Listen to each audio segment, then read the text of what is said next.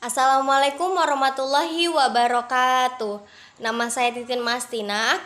Sekarang kita akan membahas materi tentang ilmu dalam strategi insani dalam materi filsafat pendidikan dalam mata kuliah filsafat pendidikan ya.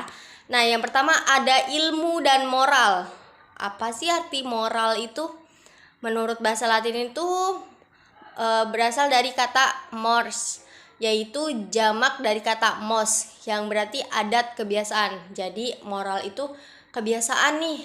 Misalkan siswa ini kebiasaan sebelum berangkat sekolah mereka berpamitan dengan orang tuanya, maka itu termasuk moral. Nah, selanjutnya etika dan moral itu sama artinya, tetapi dalam pemakaian sehari-hari ada sedikit perbedaan, yaitu moral atau moralitas dipakai untuk perbuatan yang sedang dinilai, sedangkan etika itu dipakai untuk pengkajian sistem nilai yang ada.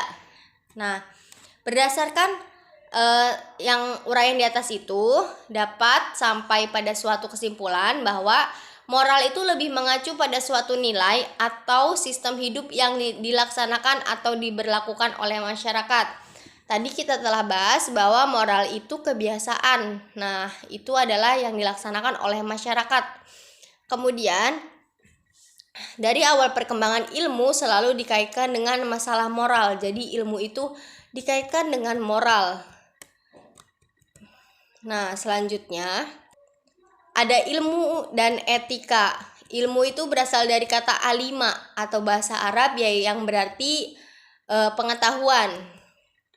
Nah, menurut Muhammad Hatta, tiap-tiap ilmu adalah pengetahuan yang teratur tentang pekerjaan, hukum kausal dalam suatu golongan masalah yang sama tabit ataupun kedudukannya tampak dari luar dan menurut bangunannya dari dalam.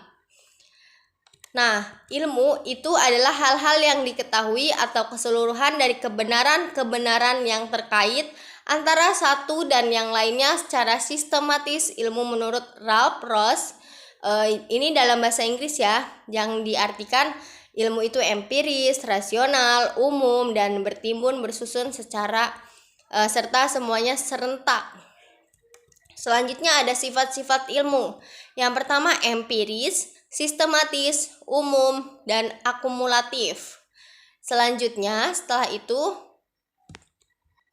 tanggung jawab seorang ilmuwan. Seorang ilmuwan pasti memiliki tanggung jawab.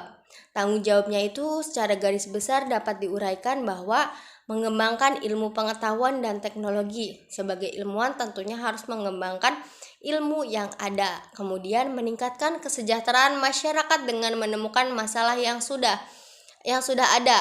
Nah, dengan adanya ilmu yang sudah ada, kita nih tingkatkan atau ilmuwan ini tingkatkan demi kesejahteraan masyarakat. Kemudian ada di sini ada tanggung jawab sosialnya, selanjutnya ada tanggung jawab moral dan tanggung jawab etika. Selanjutnya etika dan moral ilmuwan. Di sini kita membahas tentang seorang ilmuwan. Dunia ilmu pengetahuan itu dunia fakta atau life work, mencakup pengalaman subjek praktis manusia ketika ia lahir, hidup, dan mati. Pengalaman cinta dan kebencian, harapan dan putus asa, penderitaan dan kegembiraan, kebodohan dan kebijaksanaan. Pokoknya yang ada di dunia nyata itu. Nah, seorang ilmuwan itu merupakan seorang yang ahli dalam suatu bidang ilmu tertentu dan berkewajiban mengembangkan suatu bidang ilmu yang menjadi keahliannya dengan mengadakan penelitian demi menemukan hal-hal yang baru yang akan menjadi kontribusi ilmiah. Jadi sebagai seorang ilmuwan itu harus melakukan penelitian. Di sini ada ciri-ciri ilmuwan. Apa ya ciri-ciri ilmuwan itu? Seorang ilmuwan itu dapat dilihat dari beberapa aspek. Yang pertama dari cara kerjanya. Apa sih cara kerja seorang ilmuwan itu? Jadi cara kerja untuk mengungkap segala sesuatu dengan metode sains, yaitu mengamati, menjelaskan, merumuskan masalah, melakukan eksperimen, menganalisis data, kemudian membuat kesimpulan. Yang kedua, kemampuan menjelaskan hasil dan cara memperolehnya. Jadi seorang ilmuwan itu dia nih dapat nih hasilnya. Nah, dia juga harus bisa menjelaskannya.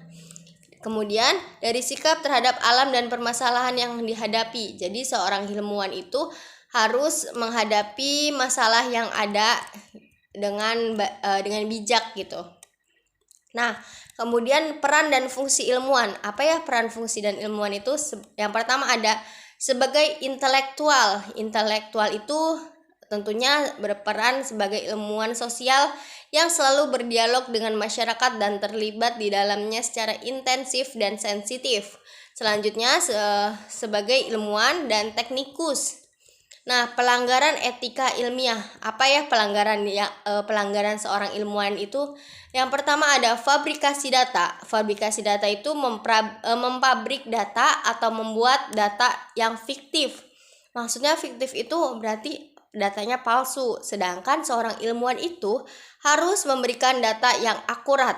Selanjutnya ada falsifikasi data, yaitu mengubah data.